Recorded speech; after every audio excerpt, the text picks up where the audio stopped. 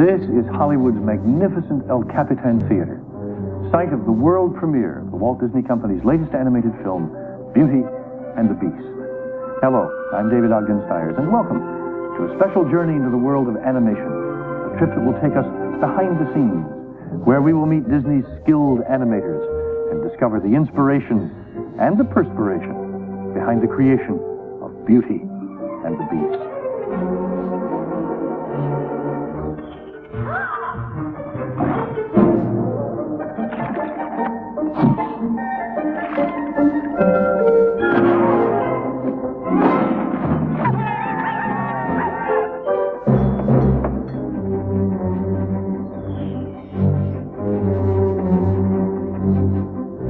I'd never worked on an animated film before, so for me, being a member of the voice cast of Beauty and the Beast was a lot of fun. But even more exciting was being in on the creative process. I gotta tell you, it is a privilege to see how all this magical stuff happens. Well, as I did, you will learn that magic like this does not happen overnight.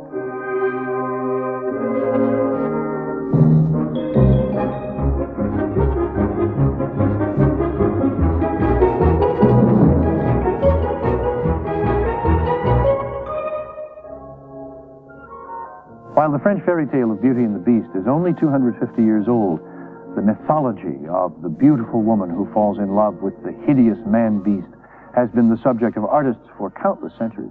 In fact, there have been so many versions of this story that Disney decided to take the best from all of them, add a few twists of its own, and in doing so, concoct a bubbling drama that will have audiences on the edges of their seats, wondering what will happen, wondering whether either Beauty or the Beast will even survive.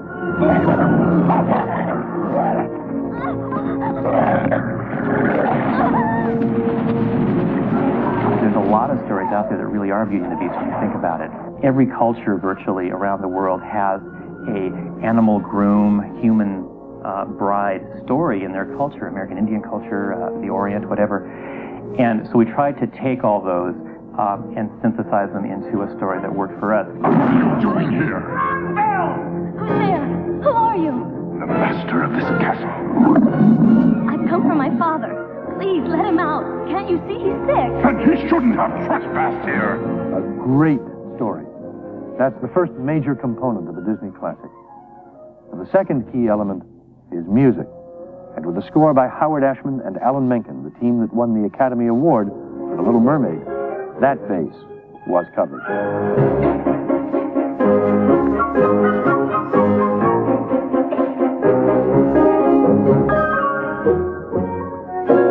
This is one aspect of the process that, while not new to me, I especially enjoyed, because you see, my avocation is conducting symphony orchestras. It's oft been said that music hath powers to soothe the savage beast. And while in this film it's Beauty that does the job, the music plays a major role, too. The songs come from forms that are really born of the musical theater. The way fantasy and fairy tale comes into it often is the way those themes will spin themselves out into the scene afterwards, sometimes in the treatment, in the sounds of the musical instruments. Like the Broadway musicals of old, the songs in Beauty and the Beast are integral to the storytelling. They give us important information in an entertaining and tuneful way. The first song especially is a key moment in any musical. A great opening number will instantly draw in the audience. With style and wit, it will introduce us to many of the main characters, help explain what's about to happen, and where it's going to take place. The opening song is very important. It tells us not only what we need to know, but, in essence, sets the tone for the entire movie. You're the greatest hunter in the whole world! I know. No beast alive stands a chance against you. And no girl for that matter. As veterans of the musical theater, when Alan Menken and Howard Ashman sat down at the piano, they knew that their songs had to do more than just advance the story. I think what occurs to us when we write our songs for an audience who are kids or an audience who are adults is to do something that's as entertaining as possible. And it's being entertaining that really is what holds, I think, audiences of all ages. Who'd have thought? Well, bless my soul. Well, who'd have known? Well, who indeed? And who'd have guessed they'd come together on their own? It's so peculiar. Well, wait and see. A few days more. There may be something there that wasn't there before. And finally, the third ingredient that makes films like Pinocchio, Peter Pan, Cinderella, and Snow White so special are the memorable characters. If she doesn't eat with me, then she doesn't eat at all. Lumiere, stand watch at the door and inform me at once if there is the slightest change. You can count on me, mon capitaine. I'll not have you making up such wild stories. Really, Mama? I saw her. Not another word. Into the tub. I've got my heart set on marrying Belle, but she needs a little persuasion. There must be more than this provincial life. Ah, Belle. Good morning. I've come to return the book I borrowed. Finished already? Oh, I couldn't. From the put it moment down. we meet Belle, Nothing new. we are struck not only by her beauty, but by her intelligence and the sweetness of her character. In fact, we believe almost right away that this is somebody who could love a beast. She's kind of an intellectual, which is interesting. She doesn't feel like she fits in to society, and I think a lot of people can identify with that. I know I could. When I first looked at the script, I totally identified with this girl. And the thing that's kind of exciting is you see a growth in her throughout the film. I've tried to make Belle quite a European-looking girl with a kind of exotic quality about the eyes and a full-lipped mouth. I've been watching a lot of videotapes of ballet dancers and researching how they move, how they walk, because I'm trying to make Belle a very graceful and balletic kind of woman. No, sir, not me. I guarantee it. I want much more than this provincial life. When we were first designing Beast, he was all anger and frustration and animal rage, and I thought, oh boy, this is going to be tough. How is Belle ever going to fall in love with this guy at the end? Just hold still. Create a beast that is fearsome, yet capable of tenderness, frightening to audiences, yet somebody that a beautiful girl can fall in love with. How do you do that? How do you draw a monster and make him lovable? There's a guy who's trapped between two worlds. He's animal and he's human, and he's not comfortable in either. And so the design has to show this human side. There's a heart, there's a warmth, there's an ability to love. How a character moves tells you a lot about who he is. With Beast, I really wanted to make sure he didn't come off like a guy dressed in a beast suit. So, you've come to stare at the beast, have you? Please, I meant no harm. Just as important as making the beast look believable was making him sound believable. We had gone through just about every baritone in Hollywood, New York, trying to cast the beast. We had just about given up when our casting director brought in a cassette tape and said, you have to hear this. You come down to dinner, I'll break down the door. I just knew that that was the voice of the beast, because he had a youthful quality underneath this sort of gruff exterior. There was something in Linda Wolverton's words that just made me feel that I really understood who this character was. And as soon as I started reading it, I thought, this has got to be mine. I mean, there's something in these words that's very much inside of me that I've never had a chance to do before. Oh, it's no use. She's so beautiful, and I'm... Well, look at me! Finding the right voice for the beast was only one problem. The biggest hurdle might have been to draw the beast so that he moved in an instinctive way. The creation of natural movement, always a hallmark of Disney animation, is a particular challenge when the animated character has no real counterpart in nature. With Beast, I wanted him to look like he was a creature that belonged here on Earth, but it was like something we'd never seen before. So in order to do that, I had to look at all these different animals and take pieces from different ones that seemed to inspire something and put them together. Generally, his whole body is like a bear. I mean, it's big and hulky, but beyond all of it, these eyes, as you look into the eyes, it's got to be something that you would really believe that this guy is capable of loving somebody. He's powerful and he's animal-like, and yet he's got this graceful cape. And so we have a cape that we've been using, that just has this great flair to it when you swing it around. We put that on and we run down the hallways here and stop and see how long it takes to settle down, and then we go back and animate it. You have to, it has to be real to you. You have to make it something that you've experienced if it's going to animate convincingly. So, we have Beauty and the Beast. And as in every great love story, there is a complication. The third side of the triangle. In this tale, his name is Gaston, a handsome but vain villager who sets out to make Beauty his own, whether she likes it or not. Hello, Belle. Bonjour, Gaston. Gaston, may I have my book, please? How can you read this? There's no pictures. Well, some people use their imagination. Belle, it's about time you got your head out of those books and paid attention to more important things. Like me. Gaston, who is the handsome man who's always chasing after Belle, he starts off and you just think, well, he may be a bore, but he's not evil. But by the end of the picture, you see his true nature, and he's jealous and ultimately threatens the Beast. I think Gaston evolved primarily because we had to find a villain who was a contrast to our hero, and our hero is this ugly monster. So what better to make our villain than a handsome, egotistical, bully. He's handsome, yet he's a ham actor. So on one hand, I have to ham it up and have him do very broad things. On the other hand, I have to be very careful with the drawing because he's supposed to be handsome. So it's walking that fine line all the way through. Right from the moment when I met her, saw her, I said she's gorgeous and I fell. Here in town there's only she who is beautiful as me. So I'm making plans to woo and marry Belle. Thing that sort of pushed us over the edge and really got us sort of excited about the animation possibilities were the object characters, the enchanted objects, by populating the Beast's castle with all of these servants who are transformed into teapots and clocks and candles and what have you. Mama, there's a girl in the castle. Girl? A girl? Through the casting process, you get a sense of what a character might be. You take a character like Mrs. Potts, the teapot. We always knew we wanted sort of a British Mrs. Bridges from Upstairs, Downstairs. So we thought, okay, Mrs. Bridges, she's sort of a type we can use.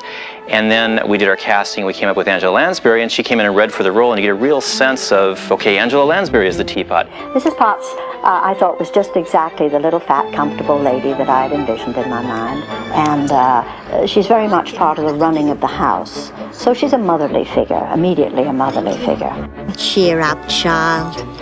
It'll turn out all right in the end. You'll see. Oh, listen to me, jabbering on while there's a supper to get on the table. Lumiere is sort of an actor in his heart. He's a little Maurice Chevalier, a little Gene Kelly, a little Fred Astaire, all rolled up into one. Very suave, very sophisticated. I found it fascinating as I saw the animation develop that they were putting in some of my facial characteristics and some of my takes and the faces that I make when I'm doing the voice. I think the nose is there and all kinds of things on Lumiere, which was a lot of fun for me to see happening. Have you thought that perhaps this girl could be the one to break the spell? Of course I have. I'm not a fool. Good. So, you fall in love with her, she falls in love with you, and poof, the spell is broken. As I told you before, I'm a big cog in this movie. Now, as I don't appear on screen, you may not recognize me, so I'll give you a hand. I play a clock. Don't believe me? Watch. Splendid to see you out and about, mademoiselle. I am Cogsworth, head of the household. This is Lumiere. Enchanté, chérie. If there's anything we can do to make your stay more comfortable. Ow! It was kind of sketchy. There were several different versions of him in the storyboard.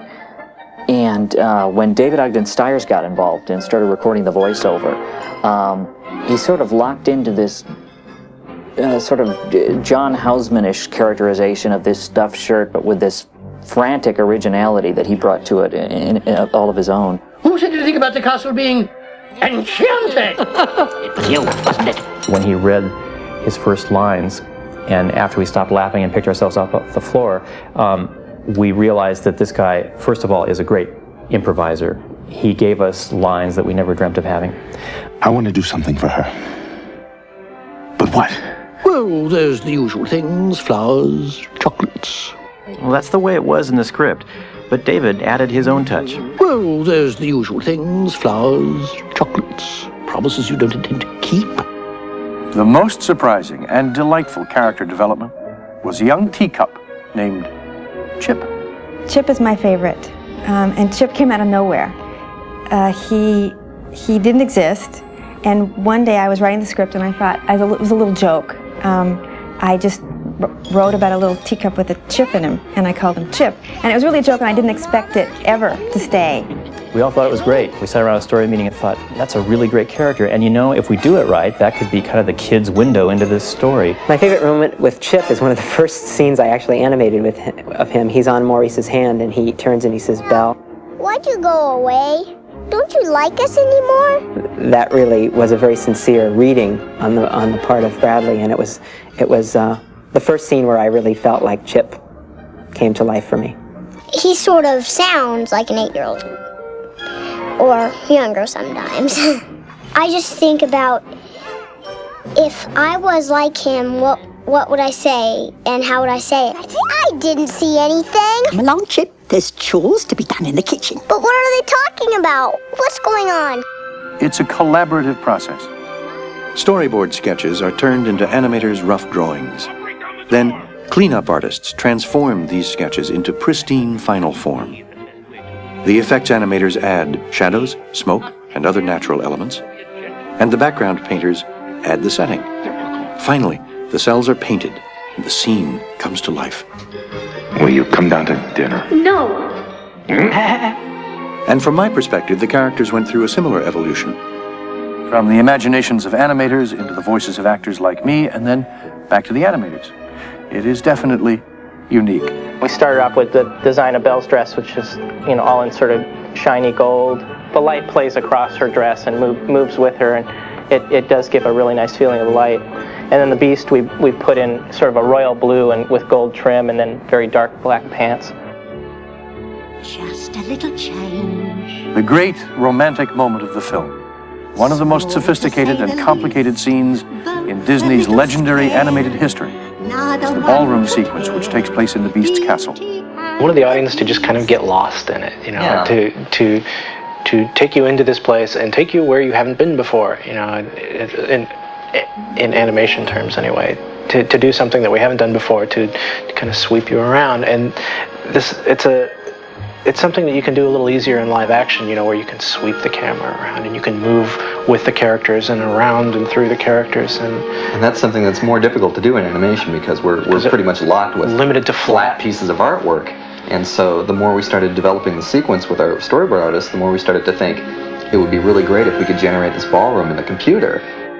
So we built this ballroom as a set, and we can fly the camera around, much like you can in a live action environment, and select camera angles. And it really allows you to create this wonderful, sort of fanciful environment. Putting the hand-drawn characters on top of it, it was a little challenge in itself, because any animator will tell you that the drawing in any perspective other than really kind of flat on is more difficult. And we weren't just drawing in a different perspective, but changing it constantly. Right. It's another level of movement and sophistication, and hopefully for the audience, another level of involvement where you feel like you're really there with them. If you think the Beast was nervous dancing in that scene, you should talk to a director when he's just finished his movie and nobody's seen it. Possibly the most nerve-wracking moment for any filmmaker is when they stand in the back of the theater and for the very first time, the movie plays to an audience.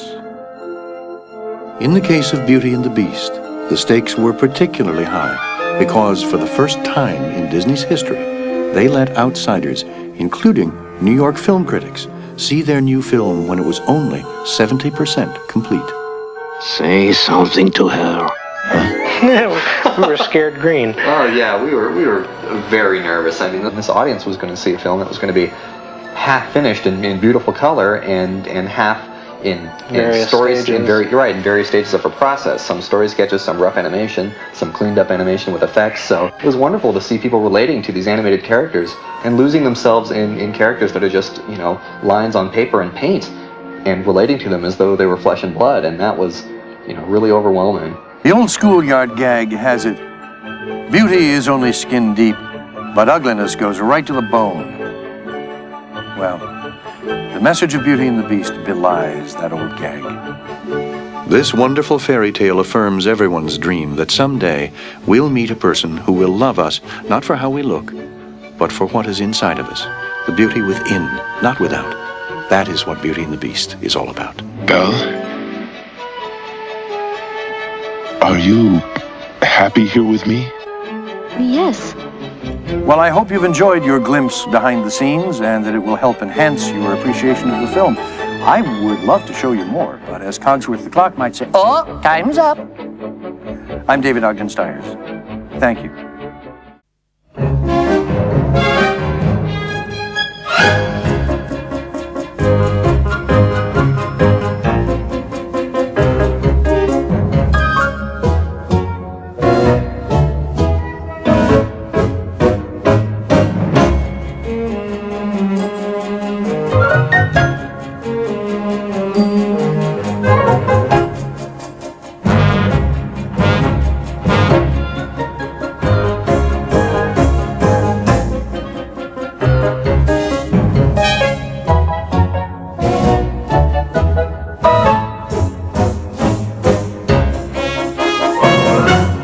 As you've just seen, the process of animation is quite complex.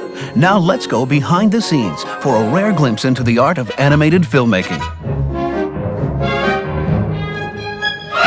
At a special screening in September of 1991, audiences at the New York Film Festival viewed an unfinished version of Beauty and the Beast, known in animation as a work print.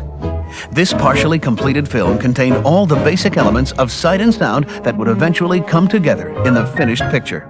The work print, which you'll see shortly, offers a fascinating insight into the 4 major steps in producing an animated movie. To help you appreciate exactly what these steps involve, we'll show you a single scene from the film as it progresses through each stage.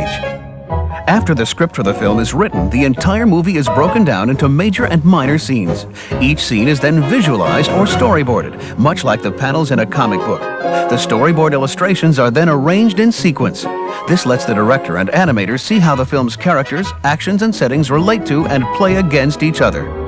You come out of there this instant or I'll break down the... Master, that is not the best way to win the girl's affections. Please, attempt to be a gentleman. But she's being so difficult. Gently, gently. Will you come down to dinner? No. In the second step, the animators create rough animation of the various scenes. This preliminary work gives them a better sense of character proportion, weight, and movement, all critical in determining how these animated individuals will appear and act.